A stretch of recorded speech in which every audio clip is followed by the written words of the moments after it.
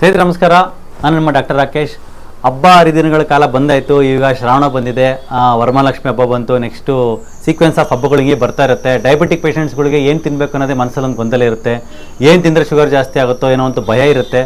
ಈ ಒಂದು ಗೊಂದಲಗಳಿಗೆ ನಾನು ಹೇಳಿಕೊಟ್ಟಿರ್ತಕ್ಕಂಥ ಕೆಲವು ಇಲ್ಲಿ ಮುನ್ನೆಚ್ಚರಿಕಾ ಕ್ರಮಗಳನ್ನು ವಹಿಸಿದರೆ ನಿಮ್ಮ ಶುಗರು ಜಾಸ್ತಿ ಆಗಲ್ಲ. ಎಸ್ಪೆಷಲಿ ಫೆಸ್ಟಿವಲ್ ಟೈಮಲ್ಲಿ ನಿಮ್ಮ ಶುಗರ್ ಜಾಸ್ತಿ ಆಗಲ್ಲ. ನೀವು ಇದನ್ನ ಮನೇಲಿ ಟ್ರೈ ಮಾಡಿ ನೋಡಿ. ದೆನ್ ಮತ್ತು ಇದು ಶುಗರ್ ಇರೋದು ಅಷ್ಟೇ ಅಲ್ಲ, ಶುಗರು, ಕೊಲೆಸ್ಟ್ರಾಲು, BP ಮತ್ತು ಫ್ಯಾಟಿ ಲಿವರ್ ಇರ್ತಕ್ಕಂಥವ್ರು, ವೆಯ್ಟ್ ಲಾಸ್ ಮಾಡ್ಬೇಕಂಥವ್ರು, ಮತ್ತು ಸಂಧಿವಾತ, ಮಂಡಿ ನೋವು, ಸೊಂಟ ನೋವು, ಇಷ್ಟು ಸಮಸ್ಯೆ ಇರ್ತಕ್ಕಂಥವ್ರು ಈ ಒಂದು ಮುನ್ನೆಚ್ಚರಿಕಾ ಕ್ರಮಗಳನ್ನು ನೀವು ಫಾಲೋ ಮಾಡಿದರೆ ನಿಮ್ಮ ಶುಗರು ಆಗಲಿ ನಿಮ್ಮ ಏನು ಕಾಯಿಲೆಗಳು ಜಾಸ್ತಿ ಆಗದಂಗೆ ನೀವು ಹಬ್ಬನೂ ಕೂಡ ಚೆನ್ನಾಗಿ ಆಚರಣೆ ಮಾಡ್ಬೋದು, ಊಟನೂ ಕೂಡ ಆರಾಮಾಗಿ ಮಾಡ್ಬೋದು. ಇದರಲ್ಲಿ ಏನೇನಪ್ಪ ಮುನ್ನೆಚ್ಚರಿಕೆ ಕ್ರಮ ಅಂತ ಹೇಳಿದರೆ, ಯೂಶ್ವಲಿ ಹಬ್ಬ ಅಂತಂದರೆ ನಾವು ಡೀಪ್ ಫ್ರೈ ಮಾಡ್ತೀವಿ. ಡೀಪ್ ಫ್ರೈ ಅಂತಂದ್ರೇನು ಅಂದರೆ ಕರಿತೀವಿ, ಈ ಹಪ್ಪಳ ಕರಿತೀವಿ, ಸೊಂಡಿಗೆ ಕರಿತೀವಿ, ಮತ್ತು ಏನೇನೋ ಐಟಮ್ಸ್ಗಳೆಲ್ಲ ಕರಿತಾ ಇರ್ತೀವಿ.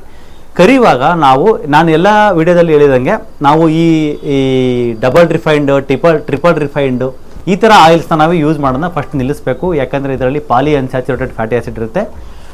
ಇದರಲ್ಲಿ ನಾವು ಯೂಸ್ ಮಾಡ್ತಕ್ಕಂಥ ಆಯಿಲ್ ಬಂದು ಕೋಕೋನಟ್ ಆಯಿಲ್.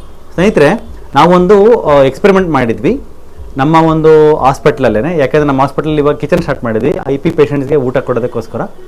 ಅದರಲ್ಲಿ ಏನಂತಂದರೆ ಒಂದು ಪೇಷಂಟ್ನ ಕೂರಿಸ್ಬಿಟ್ಟು ಅವರಿಗೆ ಕಣ್ಣಿಗೆ ಬಟ್ಟೆ ಕಟ್ಬಿಟ್ಟು ಒಂದು ಕೋಕೋನಟ್ ಆಯಿಲಲ್ಲಿ ಕರೆದಿರ್ತಕ್ಕಂಥ ಒಂದು ಖಾದ್ಯನ ಕೊಟ್ವಿ, ಅವ್ರಿಗೆ ಐಟಮ್ನ ಕೊಟ್ವಿ. ಇನ್ನೊಂದು ನಾರ್ಮಲ್ ಏನು ನೀವು ಒಳ್ಳೆಣ್ಣೆ ಅಂತ ಕರಿತೀವಿ, ಅದು ಒಳ್ಳೆಣ್ಣೆ ಅಲ್ಲ, ಅದು ಕೆಟ್ಟೆಣ್ಣೆ. ಅದು ಆ ಒಳ್ಳೆಣ್ಣೆಯಿಂದ ಕರೆದಿರ್ತಕ್ಕಂಥ ಒಂದು ಖಾದ್ಯನ ಕೊಟ್ವಿ ಅವ್ರಿಗೆ. ಕಣ್ಣಿಗೆ ಬಟ್ಟೆ ಕಟ್ಬಿಟ್ಟು ಅವೆರಡನ್ನೂ ಫಸ್ಟು ತಿನ್ನಕ್ಕೆ ಹೇಳಿದ್ವಿ. ತಿನ್ನುವಾಗ ಅದಕ್ಕೆ ಯಾವುದರಿಂದ ಅಂದರೆ ಯಾವುದು ಒಳ್ಳೆಣ್ಣೆಯಲ್ಲಿ ಮಾಡಿದರೆ ಯಾವುದು ಕೊಬ್ಬರಿ ಎಣ್ಣೆಯಲ್ಲಿ ಮಾಡಿದೆ ಅಂತ ಒಂದು ಡಿಫ್ರೆನ್ಸೇ ಗೊತ್ತಾಗಲಿಲ್ಲ ಅವ್ರಿಗೆ. ಅಂದರೆ ಆ ಕರಿಯುವಾಗ ಮಾತ್ರ ಆ ಒಂದು ಸ್ಮೆಲ್ಲು ಸ್ವಲ್ಪ ಕೊಬ್ಬರಿ ಎಣ್ಣೆ ಸ್ವಲ್ಪ ಒಂಥರ ಡಿಫ್ರೆಂಟ್ ಸ್ಮೆಲ್ ಬರುತ್ತೆ. ಅದು ಕೆಲವ್ರಿಗೆ ಆಗಲ್ಲ. ಹಂಗಾಗಿ ಕೊಬ್ಬರಿ ಎಣ್ಣೆ ಕರಿಯೋದೇ ಬೇಡ ಅನ್ನೋ ಥರ ಒಂದು ಮನಸ್ಥಿತಿ ಇರುತ್ತೆ. ಬಟ್ ಇದು ಆ ಥರ ಅಲ್ಲ. ಖಂಡಿತವಾಗಲೂ ಕೊಬ್ಬರಿ ಎಣ್ಣೆಯಲ್ಲಿ ಕರಿಯೋದು ಯಾವುದೇ ರೀತಿಯಾಗಿರ್ತಕ್ಕಂಥ ಟೇಸ್ಟಲ್ಲಿ ಡಿಫ್ರೆನ್ಸ್ ಮಾಡಲ್ಲ ನಮಗೆ. ಸೊ ಹಾಗಾಗಿ ನಾವು ಏನೇ ಕರೆದ್ರು ಹಬ್ಬದಲ್ಲಿ ಕೊಬ್ಬರಿ ಎಣ್ಣೆಯಲ್ಲಿ ಕರ್ಕೊಂಡು ತಿನ್ಬೋದು.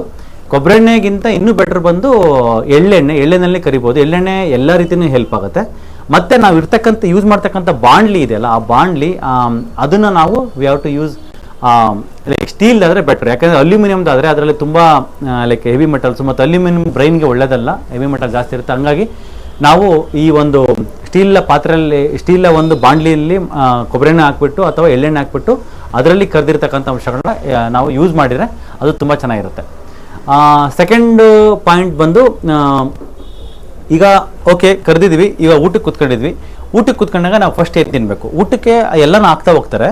ಫಸ್ಟ್ ನೀವು ಅಬ್ಸರ್ವ್ ಮಾಡಿರ್ತೀರ, ಈ ಭಾರತೀಯ ಸಂಸ್ಕೃತಿನಲ್ಲಿ ಫಸ್ಟು ಪಲ್ಯ ಮತ್ತು ಕೋಸಂಬರಿ, ಉಪ್ಪಿನಕಾಯಿ ಆ ಥರ ಎಲ್ಲ ಇಡ್ತಾ ಹೋಗ್ತಾರೆ. ಆ ಉಪ್ಪಿನಕಾಯಿ ತಿನ್ನೋದೇನಕ್ಕೆ ಅಂತಂದರೆ ಜಸ್ಟ್ ಉಪ್ಪಿನಕಾಯಿಂದ ಯಾವ BP ಬರಲ್ಲ, ಯಾವುದೇ ರೀತಿಯಾಗಿರ್ತಕ್ಕಂಥ ಸೈಡ್ ಎಫೆಕ್ಟ್ ಇಲ್ಲ. ಆ ಉಪ್ಪಿನಕಾಯಿನ ನಾವು ನಾಲ್ಗೆ ಮೇಲೆ ಜಸ್ಟ್ ಟಚ್ ಮಾಡಿದರೆ ಸಾಕು, ನಮ್ಮ ಸಲೈವ ಜಲಪಾತ ಥರ ಹರಿಯುತ್ತೆ. ಅಂದರೆ ಅಷ್ಟು ಅದು like it is very stimulant ನಮ್ಮ ಒಂದು ಸಲೈವರಿ ಗ್ಲ್ಯಾಂಡ್ಸ್ಗೆ. ಅದನ್ನು ನಾವು ತಿನ್ನುವಾಗ ಉಪ್ಪಿನಕಾಯಿ ಲೈಟಾಗಿ ಟಚ್ ಮಾಡಿದಾಗ ಆ ಒಂದು ಸಲೈವ ಬಂದಿರುತ್ತೆ. ಆ ಸಲೈವ ಬಂದಾಗ ನಾವು ಲೈಕ್ ಬೇರೆ ಒಂದು ಫುಡ್ಡನ್ನ ತಿನ್ನೋದಕ್ಕೆ ನಮ್ಮ ಮೌತ್ ರೆಡಿಯಾಗಿದೆ ಅಂತ. ಸೊ ಏನು ತಿನ್ನಬೇಕು ಫಸ್ಟು ಅಂತಂದರೆ ಪಲ್ಯ ಅಥವಾ ಕೋಸಂಬರಿ ತಿನ್ನಬೇಕು. ಪಲ್ಯನ ಲೈಕ್ ಯೂಶಲಿ ಪಲ್ಯದಲ್ಲಿ ಏನಿರುತ್ತೆ ಎಲ್ಲ ರೀತಿಯಾಗಿರ್ತಕ್ಕಂಥ ವೆಜಿಟೇಬಲ್ಸ್ ಯೂಶಲಿ ಯೂಸ್ ಮಾಡಿರ್ತೀವಿ. ಆಲೂಗಡ್ಡೆ ಮತ್ತು ಹಸಿಮೆಣಸಿಕಾಯಿ ಜಾಸ್ತಿ ಯೂಸ್ ಮಾಡೋದು ಬೇಡ. ಮತ್ತು ಕೋಸಂಬರಿನಲ್ಲಿ ಯೂಶಲಿ ಉದ್ದಿನಬೇಳೆ ಅಥವಾ ಬೇರೆ ಬೇರೆ ಹೆಸರು ಕಾಳ್ದು ಆ ಥರದ್ದೆಲ್ಲ ಇರುತ್ತೆ. ಅದನ್ನು ಕಡಲೆಬೇಳೆದು ಆ ಥರದ್ದೆಲ್ಲ ಕಡಲೆಬೇಳೆದು ಯೂಸ್ ಇರುತ್ತೆ, ಅದು ಯೂಸ್ ಮಾಡ್ಬೋದು. ಅಥವಾ ಅದನ್ನು ಸ್ವಲ್ಪ ಮೊಳಕೆ ಬರೆಸ್ಬಿಟ್ಟು ಅದರಲ್ಲಿ ಒಂದು ಸ್ವಲ್ಪ ಲೈಕ್ ಪೆಪ್ಪರು, ಸಾಲ್ಟು, ಸ್ವಲ್ಪ ಲೆಮನ್ ಹಾಕ್ಬಿಟ್ಟು ಮಾಡಿರ್ತಕ್ಕಂಥ ಕೋಸಂಬರಿನ ತಿನ್ಬೋದು. ಫಸ್ಟು ಪಲ್ಯ ಕೋಸಂಬರಿ ತಿನ್ನಬೇಕು, ಸ್ವಲ್ಪ ಜಾಸ್ತಿ ತಿನ್ನಬೇಕು. ನಾರ್ಮಲ್ಗಿಂತ ಈಗ ಒಬ್ಬರು 1 ಸ್ಪೂನ್ ತೊಗೊಳ್ತಾರೆ ಅಂದರೆ ಅವರು ಒಂದು 3 ಸ್ಪೂನ್ ಪಲ್ಯ, ಒಂದು 3 ಸ್ಪೂನ್ ಕೋಸಂಬರಿ. ಸರ್ ಹೊಟ್ಟೆನೇ ಇದರಲ್ಲಿ ತುಂಬ ಹೋಯ್ತಲ್ಲ ಸರ್, ಮತ್ತೆ ಫ್ಯೂಚರಲ್ಲಿ ತಿನ್ನಕ್ಕೆ ನಮಗೆ ಹೊಟ್ಟೆಲಿ ಜಾಗ ಇರಲ್ಲ ಅಂತ ಹೇಳ್ತೀರಾ. ಇದು ತಿಂತಕ್ಕಂಥ ಅಡ್ವಾಂಟೇಜ್ ಏನಂತಂದರೆ, ನಾವು ಫಸ್ಟೇ ಪಾಯಸ ತಿಂದುಬಿಟ್ರೆ, ಫಸ್ಟೇ ಸ್ವೀಟ್ ತಿಂದುಬಿಟ್ರೆ ಶುಗರು ಸಡನ್ನಾಗಿ ಅಬ್ಸರ್ವ್ ಆಗುತ್ತೆ ಬಾಡಿಲಿ. ಸಡನ್ನಾಗಿ ಅಬ್ಸರ್ವ್ ಆದ ತಕ್ಷಣ ನೆಕ್ಸ್ಟ್ ಶುಗರ್ ಚೆಕ್ ಮಾಡಿದ್ರೆ FBS PBS ಎರಡೂ ರೈಸ್ ಆಗಿರುತ್ತೆ. HbA1c 3 ಮಂತ್ಸ್, ನೆಕ್ಸ್ಟ್ 1 ಮಂತ್ 3 ಮಂತ್ಸಲ್ಲಿ ಚೆಕ್ ಮಾಡುವಾಗ HbA1c ಕೂಡ ರೈಸ್ ಆಗಿರುತ್ತೆ. ಇದು ಬರಬಾರ್ದು ಅಂತಂದರೆ ಮುಖ್ಯವಾಗಿ ನಾವು ಮಾಡಬೇಕಾಗಿರ್ತಕ್ಕಂಥ ಒಂದು ವಿಷಯ, ಆ ಒಂದು ಶುಗರ್ ಫಾಸ್ಟಾಗಿ ಅಬ್ಸರ್ವ್ ಆಗೋದನ್ನು ನಾವು ಅವಾಯ್ಡ್ ಮಾಡಬೇಕು. ಶುಗರ್ ಫಾಸ್ಟಾಗಿ ಅಬ್ಸರ್ವ್ ಮಾಡೋದನ್ನು ಅವಾಯ್ಡ್ ಮಾಡೋದಂಗೆ ಪಲ್ಯ ಮತ್ತು ಕೋಸಂಬರಿ, ಅದಕ್ಕಿಂತ ಮುಂಚೆ ಸ್ವಲ್ಪ ಉಪ್ಪಿನಕಾಯಿ, ಇದನ್ನು ನಾವು ತಿಂದ್ಬಿಟ್ಟು ಎಷ್ಟು ಒಂದು 3 ಸ್ಪೂನ್ ತಿಂದ್ಬಿಟ್ಟು ಅದನ್ನು ರೆಡಿ ಇಟ್ಟಿರೋದು. It is prepared for the next level ಅನ್ನಂಗೆ. ನೆಕ್ಸ್ಟ್ ಲೆವೆಲಿಗೆ ಬರುತ್ತೆ. ನೆಕ್ಸ್ಟ್ ಲೆವೆಲ್ ಬಂದು ಈಗ ಏನಪ್ಪ ಅಂದರೆ ಈ ಪಾಯಸ ಆದರೆ ಓಕೆ, ಪಾಯಸ ಲೈಕ್ ಹೆಸರು ಬೇಳೆ ಪಾಯಸ ಆಗ್ಬೋದು ಅಥವಾ ಕಡಲೆಬೇಳೆ ಆ ಥರದ್ದೆಲ್ಲ ಬರುತ್ತೆ, ಅಕ್ಕಿ ಪಾಯಸ ಆ ಥರ ಎಲ್ಲ ಬರುತ್ತೆ.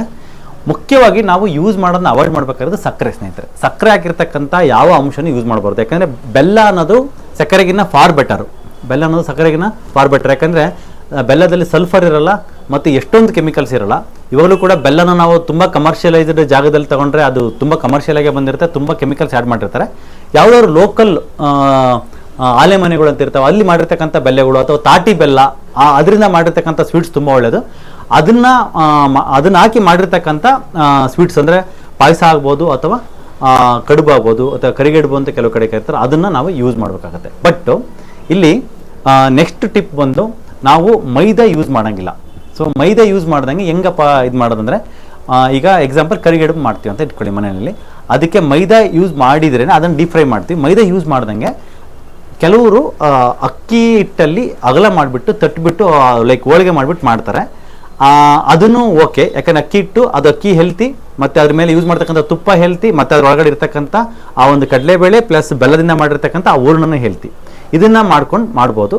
ಅಥವಾ ಇದು ಮಾಡೋಕ್ಕೆ ಆಗಿಲ್ಲ ಅಂತಂದರೆ ಹೂರ್ಣ, ಪ್ಲೇನ್ ಹೂರ್ಣ ವಿತ್ ಕಾಯಾಲು, ಅಂದರೆ ಅದು ಮಿಲ್ಕ್ ಯೂಸ್ ಮಾಡೋಂಗಿಲ್ಲ, ಅಥವಾ ಪ್ಲೇನ್ ಹೂರ್ಣ ವಿತ್ ತುಪ್ಪ ಅದನ್ನು ನಾವು ಯೂಸ್ ಮಾಡಬೇಕಾಗತ್ತೆ.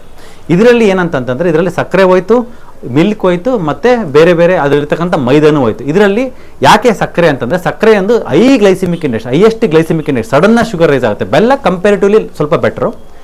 ಜೊತೆಗೆ ಈ ನಮ್ಮ ಮೈದಾದಿಂದ ಆಗಿರ್ತಕ್ಕಂಥ ಈ ಗ್ಲೂಟೆನಿಂದ ಆಗಿರ್ತಕ್ಕಂಥ ಅಷ್ಟೊಂದು ಡಿಮೆರಿಟ್ಗಳೆಲ್ಲ ಅವಾಯ್ಡ್ ಆಗುತ್ತೆ.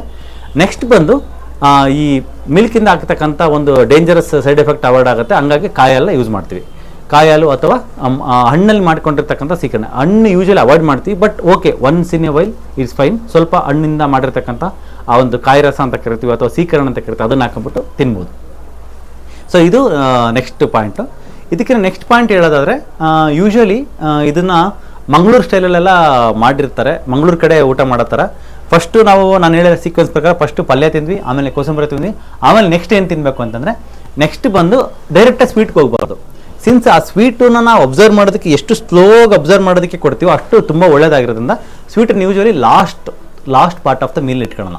ಸೊ ಹಂಗಾಗಿ ಪಲ್ಯ ಕೋಸಂಬರಿ ಆದಮೇಲೆ ಸ್ವಲ್ಪ ಅನ್ನ ಸಾಂಬಾರು, ಸ್ವಲ್ಪ ಆದರೂ ಆಯಿತು ಅಥವಾ ಜಾಸ್ತಿ ಆಗುತ್ತೆ ಅನ್ನ ಸಾಂಬಾರು ತಿಂದ್ಬಿಟ್ಟು ಆಮೇಲೆ ನಾವು ಲೈಕ್ ಹೂರ್ಣ ಆರ್ ಪಾಯಸಕ್ಕೆ ಬರ್ತೀವಿ. ಯಾಕಂತಂದರೆ ಸೇಮ್ ಕಾನ್ಸೆಪ್ಟ್, ಗ್ಲೈಸಿಮಿಕ್ ಇಂಡೆಕ್ಸ್ ಜಾಸ್ತಿ ಇದೆ ಸ್ವೀಟ್ಸ್, ಯಾವುದೇ ಬೆಲ್ಲದಿಂದ ಮಾಡಿರೋ ಸ್ವೀಟ್ ಗ್ಲೈಸಿಮಿಕ್ ಇಂಡೆಕ್ಸ್ ಜಾಸ್ತಿ ಇದೆ ಕಂಪೇರ್ ಟು ಶುಗರ್ ಸ್ವಲ್ಪ ಕಡಿಮೆ. ಬಟ್ ಆ ಒಂದು ಇದರಲ್ಲಿ ಇನ್ನೂ ಸ್ವಲ್ಪ ಬ್ಯಾರಿಯರ್ನ ನಾವು ಕ್ರಿಯೇಟ್ ಮಾಡೋದ್ರಿಂದ ಸ್ಲೋಲಿ ಅಬ್ಸಾರ್ಪ್ಷನ್ ಆಗೋದ್ರಿಂದ HbA1c ಮತ್ತು FBS PBS ಎಲ್ಲ ಏನು ಬರುತ್ತೆ ಅದೆಲ್ಲನೂ ಕೂಡ ಚೆನ್ನಾಗಿ ಕಂಟ್ರೋಲಲ್ಲಿ ಇರುತ್ತೆ ಅಂತ ಹೇಳ್ಬೋದು. ನೆಕ್ಸ್ಟು ಸೊ ಹಂಗಾಗಿ ಲಾಸ್ಟ್ಗೆ ಇರಬೇಕು. ಅನ್ನ ಸಾಂಬಾರು ಊಟ ಮಾಡಿ ಆದಮೇಲೆ ಲಾಸ್ಟಿಗೆ ನಾವು ಅದರಲ್ಲಿ ತೊಗೋಬೇಕು. ಇದರಲ್ಲಿ ಇನ್ನೊಂದು ಅಡ್ವಾಂಟೇಜು ಏನಂತಂದರೆ ಇದನ್ನು ನಾವು ಲಾಸ್ಟಿಗೆ ತಿನ್ನೋದ್ರಿಂದ ಆ ಒಂದು ಕ್ರೇವಿಂಗ್ ಇರುತ್ತಲ್ಲ ಸ್ನೇಹಿತರೆ, ಆ ಕ್ರೇವಿಂಗ್ನ ನಾವು ಅವಾಯ್ಡ್ ಮಾಡ್ತೀವಿ. ಫಸ್ಟ್ಗೆ ಸ್ವೀಟ್ ತಿನ್ನಬೇಕನ್ನೋ ಕ್ರೇವಿಂಗ್ ಇರುತ್ತೆ. ಆ ಸ್ವೀಟ್ ಕ್ರೇವಿಂಗ್ನ ನಾವು ಒಂದು ಲೆವೆಲ್ಗೆ ಒಂದು 5 ನಿಮಿಷ 10 ನಿಮಿಷ ಸ್ವಲ್ಪ ಹೋಲ್ಡ್ ಮಾಡೋದ್ರಿಂದ ಆ ಒಂದು ಮೈಂಡ್ನ ಪವರು ಕೂಡ ಬರುತ್ತೆ. ಸ್ಟಾರ್ಟಿಂಗ್ ಸ್ವೀಟ್ ಬಂದ ತಕ್ಷಣ ಸ್ಟಾರ್ಟಿಂಗೇ ಸ್ವೀಟ್ ತಿಂದುಬಿಟ್ರೆ ಅದರಲ್ಲಿ ಅಷ್ಟೊಂದು ಮಜಾ ಇರಲ್ಲ. ಲೈಕ್ ಹೋಲ್ಡ್ ಮಾಡಿಬಿಟ್ಟು ಅದನ್ನು ಆಮೇಲೆ ಅದನ್ನ ಸವಿದ್ರೆ ಅದರ ರುಚಿನೇ ಬೇರೆ ಇರುತ್ತೆ. ಸೊ ನೆಕ್ಸ್ಟು ಇದು ಪಲ್ಯ ಕೋಸಂಬರಿ ಅನ್ನ ಸಾಂಬಾರ್ ದೆನ್ ಹೂರ್ಣ. ಇದರಲ್ಲಿ ಅನ್ನ ಸಾಂಬಾರು ಅಂತ ಬರುತ್ತೆ. ಸೊ ಹಬ್ಬ ಚೆನ್ನಾಗಿ ಸೋನಾ ಮೊಸರು ಅಕ್ಕಿ ಅವೆಲ್ಲ ತಿಂದ್ಬಿಟ್ಟು ಅಕ್ಕಿ ತಂದುಬಿಟ್ಟು ಅನ್ನ ಮಾಡ್ಕೊಂಡು ತಿನ್ಬಿಡೋಣ ಅನ್ನೋ ಥರ ಮೆಂಟಾಲಿಟಿ ಬೇಡ. ಒಟ್ಟು ನಮ್ಗೆ ಅನ್ನ ತಿನ್ನಬೇಕು. ಅನ್ನ ಯಾವುದೇ ಒಂದು ನೇಟಿವ್ ರೈಸಲ್ಲಿ ಮಾಡಿದರೆ ಅದು ಬೆಸ್ಟು. ನೇಟಿವ್ ರೈಸ್ ಅಂದರೆ ಯಾವುದು? ಲೈಕ್ ನಮಗೆ ಗೊತ್ತಿರ್ತಕ್ಕಂಥವು ಈಗ ರಾಜಮುಡಿ ರೈಸ್ ಆಗ್ಬೋದು ಅಥವಾ 1960ನೇ ಇಸ್ವಿಯಿಂದ ಬಂದಿರತಕ್ಕಂಥ ರೈಸಸ್ ಎಲ್ಲ ಬೆಸ್ಟ್ ರೈಸಸ್. ಸೊ ಅದಕ್ಕಿಂತ ಮುಂಚೆ 1960ನ ಇಸ್ವಿಗಿನ ಮುಂಚೆ ಅಂದರೆ ಈ ಹಸಿರು ಕ್ರಾಂತಿ ಆಯ್ತಲ್ಲ, ಅವಾಗಿಂದ ಹಸಿರು ಕ್ರಾಂತಿ ಆದಮೇಲೆ ಹೈಬ್ರಿಡೈಸೇಷನ್ ಆಯಿತು. ಆ ಒಂದು ನ್ಯಾಚುರಲ್ ಮಾಲಿಕ್ಯುಲೇ ಇರೋದಿಲ್ಲ. ಹಂಗಾಗಿ ಆ ಅಕ್ಕಿ ಯಾವುದು ಯೂಸ್ ಮಾಡೋದು ಬೇಡ ಅಂತ, ಆರೋಗ್ಯಕ್ಕೆ ತುಂಬ ಕೆಟ್ಟದ್ದು. ಮತ್ತು ಮುಖ್ಯವಾಗಿ ಅವಕ್ಕೆ ನಾವು ಯೂರಿಯಾ ಹಾಕಿದರೆ ಮಾತ್ರ ಬೆಳೀತವೆ. ಆ ಅಕ್ಕಿಯಿಂದ ಆಗ್ತಕ್ಕಂಥ ಬೆನಿಫಿಟ್ಸ್ಗಿಂತ ಆ ಯೂರಿಯಾದಿಂದ ಆಗ್ತಕ್ಕಂಥ ಡ್ರಾಬ್ಯಾಕ್ಸೇ ಡಿಮೆರಿಟ್ಸೇ ತುಂಬ ಪ್ರಾಬ್ಲಮ್ ಆಗಿರ್ತವೆ. ಹಂಗಾಗಿ ಅದನ್ನ ಎಷ್ಟಾಗುತ್ತೋ ಅಷ್ಟು ಅವಾಯ್ಡ್ ಮಾಡೋಣ. ಸೊ ನೇಟಿವ್ ರೈಸಸ್ನ ಯೂಸ್ ಮಾಡೋಣ. ಅದರಲ್ಲಿ ತೂಯಮಲ್ಲಿ ರೈಸ್ ಅಂತ ಒಂದಿದೆ, ರಾಜಮುಡಿ ರೈಸ್ ಅಂತ ಒಂದಿದೆ, ಇನ್ನೂ ಲೋಕಲ್ ರೈಸಸ್ ತುಂಬ ಇರ್ತವೆ. ರೆಡ್ ರೈಸ್ ಆದರೂ ಆಗ್ಬೋದು, ವೈಟ್ ರೈಸ್ ಆದರೂ ಆಗ್ಬೋದು, ಯಾವುದಾದ್ರೂ ನಡೆಯುತ್ತೆ. ಅಥವಾ ನಾವು ಮಿಲೆಟ್ಸ್ ಯೂಸ್ ಮಾಡ್ಬೋದು. ಮಿಲೆಟ್ಸ್ನ ನಾವು ಯಾವುದೇ ಅಕ್ಕಿ ಮಾಡಿದರೂ ಕೂಡ ಒಂದು 6 ಅವರ್ ಅನ್ನ ಮಾಡಿದ್ರೆ ಒಂದು 6 ಅವರ್ ಅಕ್ಕಿನ ನೆನೆ ಹಾಕಿಬಿಟ್ಟು ಆಮೇಲೆ ಸ್ಲೋ ಕುಕ್ಕಿಂಗ್ ಮಾಡಿ ಅನ್ನ ಮಾಡಿ ತಿಂದರೆ ಅದರಲ್ಲಿ ಜಾಸ್ತಿ ನೀರನ್ನ ಜಾಸ್ತಿ ಇಟ್ಬಿಟ್ಟು ಲಾಸ್ಟ್ಗೆ ಆ ನೀರನ್ನು ಬಸ್ತು ತಿನ್ನುವಾಗ ಆ ಗಂಜಿ ಆಚೆ ಹೋಗುತ್ತಲ್ಲ, ಗಂಜಿ ಆಚೆ ಹೋಗುವಾಗ ಆ ಸ್ಟಾರ್ಚು ಅಷ್ಟು ಶುಗರ್ ಕಂಟೆಂಟ್ ಆಚೆ ಹೋಗುತ್ತೆ. ಹಂಗೆ ರೈಸ್ ನಮ್ಗೆ ಆ್ಯಕ್ಚುಲಿ ಗಂಜಿ ಬಸ್ತಿರೋದಕ್ಕೂ ಬಸ್ತಿಲ್ದೇ ಇರೋದಕ್ಕೂ ಅಷ್ಟು ಡಿಫ್ರೆನ್ಸ್ ಅನ್ಸಲ್ಲ. ಸೊ ಬಸ್ಸಿದು ತಿನ್ನುವಾಗ ನಮ್ಮ ಒಂದು ಲೆವೆಲ್ ಆಫ್ ಬಾಡಿಲಿರ್ತಕ್ಕಂಥ ಆ ಒಂದು ಶುಗರ್ ಕಂಟೆಂಟ್ನ ಅವಾಯ್ಡ್ ಮಾಡುತ್ತೆ ಅದು. ಸೊ ಅದನ್ನು very benefit, so very beneficial ಅಂತ ಹೇಳ್ತಾ, ಸೊ ಇದಕ್ಕೆ ಇಷ್ಟು ಪಾಯಿಂಟ್ಸ್ನ ಹೇಳಿದೆ. ನೆಕ್ಸ್ಟು ಇದಕ್ಕೊಂದು ಅಡಿಷನಲ್ ಪಾಯಿಂಟ್ ಆ್ಯಡ್ ಮಾಡೋದಾದರೆ ಸ್ನೇಹಿತರೆ, ನಾವು ಕೋಸುಂಬರೆ ಏನು ಮಾಡ್ತೀವಲ್ಲ, ಕೋಸುಂಬರೆ ಮಾಡುವಾಗ ಚಕ್ಕೆ ನಾವು ಹಸಿಮೆಣಸಿಕಾಯಿ ಯೂಸ್ ಮಾಡ್ತಕ್ಕಂಥ ಅಭ್ಯಾಸ ಇದೆ. ಹಸಿಮೆಣಸಿಕಾಯಿನ ಅವಾಯ್ಡ್ ಮಾಡ್ತಕ್ಕಂಥದ್ದು ತುಂಬ ಒಳ್ಳೆಯದು, ಮಂಡಿ ನೋವು ಮತ್ತು ಸೊಂಟ ನೋವು ಇರ್ತಕ್ಕಂಥವ್ರು. ಜೊತೆಗೆ ಅದಕ್ಕೆ ಆಲ್ಟರ್ನೇಟಿವ್ ಆಗಿ ಏನು ಯೂಸ್ ಮಾಡ್ಬೋದು ಅಂದರೆ ಪೆಪ್ಪರ್, ಅಂದರೆ ಕಾಳು ಮೆಣಸು, ಕರಿಮೆಣಸು, ಅದನ್ನು ನಾವು ಪುಡಿ ಮಾಡ್ಕೊಂಬಿಟ್ಟು ಅದನ್ನು ಅಥವಾ ಒಣಮೆಣಸಿಕಾಯಿನೂ ಯೂಸ್ ಮಾಡ್ಬೋದು. ಅದನ್ನು ಯೂಸ್ ಮಾಡೋದ್ರಿಂದ ಆ ಖಾರನೂ ಚೆನ್ನಾಗಿರುತ್ತೆ ಮತ್ತು ಆರೋಗ್ಯಕ್ಕೂ ಒಳ್ಳೆಯದು, ಡೈಜೆಷನ್ಗೂ ಒಳ್ಳೆಯದು. ಇದ್ರ ಜೊತೆಗೆ ನಾವು ಆ ಒಂದು ಸಿನ್ನಮನ್ ಅಂದರೆ ಚಕ್ಕೆ ನಿಮಗೆ ಗೊತ್ತಿರುತ್ತೆ, ಚಕ್ಕೆ is very beneficial in sugar control. ನಾವು ಊಟಕ್ಕಿಂತ ಮುಂಚೆ ಕೋಸುಂಬರಿ ತಿನ್ನುವಾಗ ಕೋಸುಂಬರಿನಲ್ಲಿ ಚಕ್ಕೆ ಸ್ವಲ್ಪ ಜಾಸ್ತಿನೇ ಯೂಸ್ ಮಾಡಿದರೆ ನಮಗೆ ತುಂಬ ಚೆನ್ನಾಗಿ ಶುಗರು ಚೆನ್ನಾಗಿ ಅವಾಯ್ಡ್ ಆಗುತ್ತೆ. ಲೈಕ್ ತುಂಬ ಶುಗರ್ ಸ್ಪೈಕ್ಸ್ ಬಂದು ಅವಾಯ್ಡ್ ಆಗುತ್ತೆ. ಯಾಕಂದರೆ ಇದು ಶುಗರ್ ಸ್ಪೈಕ್ನ ಅವಾಯ್ಡ್ ಮಾಡ್ತಕ್ಕಂಥ ಒಂದು ಹರ್ಬು ಚಕ್ಕೆ. ಸೊ ಇದನ್ನು ನೆಕ್ಸ್ಟ್ ಬಂದುಬಿಟ್ಟು ನಾವೇನು ಈ ಕೋಸುಂಬರೆಗೆ ಹುಳಿ ಹಾಕ್ಕೊಂತೀವಿ, ಲೈಕ್ ಲೆಮನ್ ಜಾಸ್ತಿ ಹಾಕೊಂಡ್ರೆ ಬೆಟ್ರೆ. ಯಾಕೆ ಲೆಮನ್ ಲೈಕ್ ವಿಟಮಿನ್ ಸಿ ಇರೋದ್ರಿಂದ ದಟ್ ಈಸ್ ವೆರಿ ಗುಡ್. ಆ ಲೆಮನ್ ಬದಲಿಗೆ ನಾವು ನಲ್ಲಿಕಾಯಿ ಸಿಕ್ಕರೆ ನಲ್ಲಿಕಾಯಿನ ತುರಿದ್ಬಿಟ್ಟು ಆ ನಲ್ಲಿಕಾಯಿ ಥರ ಅದ್ರ ಮೇಲ್ಗಡೆ ಹಾಕ್ಕೊಂಡ್ಬಿಟ್ಟು ತಿಂದರೆ ಅದು ಕೂಡ ನಲ್ಲಿಕಾಯಿನೂ ಹೋಗಿ ನಮ್ಮ ಕರುಳಲ್ಲಿ ಇಟ್ ಈಸ್ ಎ ಬ್ಯಾರಿಯರ್ ಥರ ವರ್ಕ್ ಆಗಿ ನಮ್ಮ ಒಂದು ಶುಗರ್ ಸ್ಪೈಕ್ನ ಅವಾಯ್ಡ್ ಮಾಡುತ್ತೆ. ಸೊ ಈ ಥರ ಎಲ್ಲ ಮಾಡಿ ಆದಮೇಲೆ ಲಾಸ್ಟಿಗೆ ಪಾಯಸ ಎಲ್ಲ ತಿಂದಮೇಲೆ ಪಾಯಸಕ್ಕೆ ತುಪ್ಪನೂ ಹಾಕೊಂತೀವಿ, ಕಾಯಲ್ಲಿ ಹಾಕ್ಕೊಂತೀವಿ ಬೇಕಾದರೆ, ಅಥವಾ ಬೇರೆ ಯಾವುದೇ ರೀತಿಯಾಗಿರ್ತಕ್ಕಂಥ ಹೆಲ್ತಿ ಅಡಿಟಿವ್ಸ್ನ ಹಾಕ್ಕೊಂಡು ಊಟ ಮಾಡ್ತೀವಿ. ಲಾಸ್ಟಿಗೆ ಇದೆಲ್ಲ ಆಗಿ ಊಟ ಎಲ್ಲ ಆಗಿ 1 ಅವರ್ ಆದಮೇಲೆ ಅಥವಾ ಒಂದು 45 ಮಿನಿಟ್ಸ್ ಆದಮೇಲೆ 1 ಗ್ಲಾಸ್ ಮಜ್ಜಿಗೆ ಕುಡಿತೀವಿ. ಯಾಕಂದರೆ ಫಸ್ಟ್ಗೆ ಇಮಿಡಿಯೇಟಾಗಿ ಅನ್ನ ಸಾಂಬಾರು ಆದಮೇಲೆ ನಾವು ಮಜ್ಜಿಗೆ ಕುಡಿದ್ರೆ ಅದು ಬೇರೆ. ಸೊ ಲಾಸ್ಟಿಗೆ ನಾವು ಪಾಯಸ ತಿಂದಿರೋದನ್ನು ಲಾಸ್ಟಿಗೆ ಮಜ್ಜಿಗೆ ಕುಡಿತೀವಿ. ಸೊ ತುಪ್ಪಕ್ಕೂ ಇದಕ್ಕೂ ಏನು ಲೈಕ್ ಅಡ್ಡ ಪರಿಣಾಮಗಳು ಆಗಬಾರ್ದು ಅನ್ನೋ ವಿಷಯಕ್ಕೋಸ್ಕರ ಸೊ ಲಾಸ್ಟಿಗೆ ಮಜ್ಜಿಗೆ ಕುಡಿದ್ಬಿಟ್ಟು ಆ ಪ್ರೋಬಯೋಟಿಕ್ ಹೋಗುತ್ತೆ, ಚೆನ್ನಾಗಿ ಡೈಜೆಷನ್ ಮಾಡುತ್ತೆ.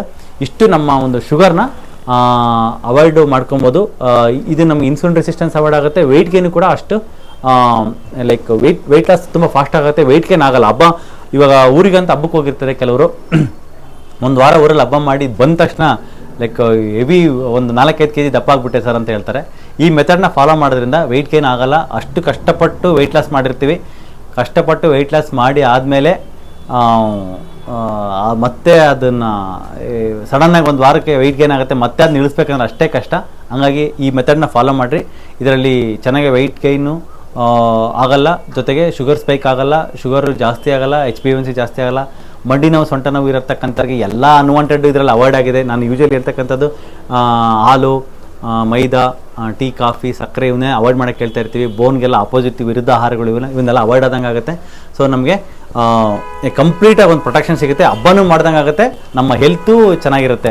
ಎಕ್ಸಾಂಪಲ್ 1970-80 ಇದೇ ಥರ ಇರ್ತಾಯಿತ್ತು. ಇವಾಗೆಲ್ಲ ಹಬ್ಬ ಅಂತಂದರೆ ಜಾಮೂನ್ ಮಾಡಿ ಅದನ್ನು ಚೆನ್ನಾಗಿ ಒಳ್ಳೆಣ್ಣೆ ತಂದು ಕರೀರಿ, ಆಮೇಲೆ ಮೈದಾ ಹಿಟ್ಟಲ್ಲಿ ಇದನ್ನ ಮಾಡಿ, ಈ ಥರ ಎಲ್ಲ ವೆರೈಟಿಯಾಗಿ ಹೆಲ್ತನ್ನ ಹಾಳು ಮಾಡ್ತಕ್ಕಂಥ ಒಂದು ಲೈಕ್ ಮೆಥಡೇ ಬೆಳ್ಕೊಂಬಂದಿದೆ. ಮಾಡರ್ನೈಸೇಷನ್ ಆಧುನಿಕತೆಯ ಹೆಸರಲ್ಲಿ ಅದನ್ನು ಮಾಡೋದು ಬೇಡ. ನಮ್ಮ ದೇಹನ ಚೆನ್ನಾಗಿ ಇಟ್ಕೊಳ್ಳೋಣ, ಹಬ್ಬನೂ ಚೆನ್ನಾಗಿ ಮಾಡೋಣ.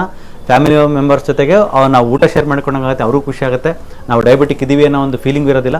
ಸೊ ಇದು ಮೇಯ್ನು. ಇಷ್ಟನ್ನು ಮಾಡಿ ಏನಾದರೂ ಡೌಟ್ಸ್ ಇದ್ದರೆ ಕಮೆಂಟಲ್ಲಿ ಹಾಕಿ. ಯಾರ್ಯಾರಿಗೆಲ್ಲ ಡಯಾಬಿಟೀಸು ಅಥವಾ ಮಂಡಿ ನೋವು ಸೊಂಟ ನೋವು ಇದೆಯೋ ಅವರೆಲ್ಲರಿಗೂ ಈ ವಿಡಿಯೋನ ಶೇರ್ ಮಾಡಿ, ಮತ್ತು ಈ ವಿಡಿಯೋನ ಲೈಕ್ ಮಾಡಿ ಸ್ನೇಹಿತರೆ, ನಿಮ್ಮ ಈ ವಿಡಿಯೋ ಇಷ್ಟ ಆಗಿದ್ರೆ ಅಂತ ಹೇಳ್ತಾ, ಏನೇ ಕ್ವಶನ್ಸ್ ಇದ್ದರೆ ಕಮೆಂಟಲ್ಲಿ ತಿಳಿಸಿ, ಅದಕ್ಕೆ ಆನ್ಸರ್ ಮಾಡ್ತೀವಿ. ಆನ್ಸರ್ ಬರೋದು ಸ್ವಲ್ಪ ಲೇಟ್ ಆಗ್ಬೋದು, ಬಟ್ ಡೆಫಿನೆಟ್ಲಿ ಆನ್ಸರ್ ಮಾಡ್ತೀವಿ ಅಂತ ಹೇಳೋದು ವಿಡಿಯೋ ಮಾಡ್ತೀನಿ. ಧನ್ಯವಾದಗಳು. Thank you.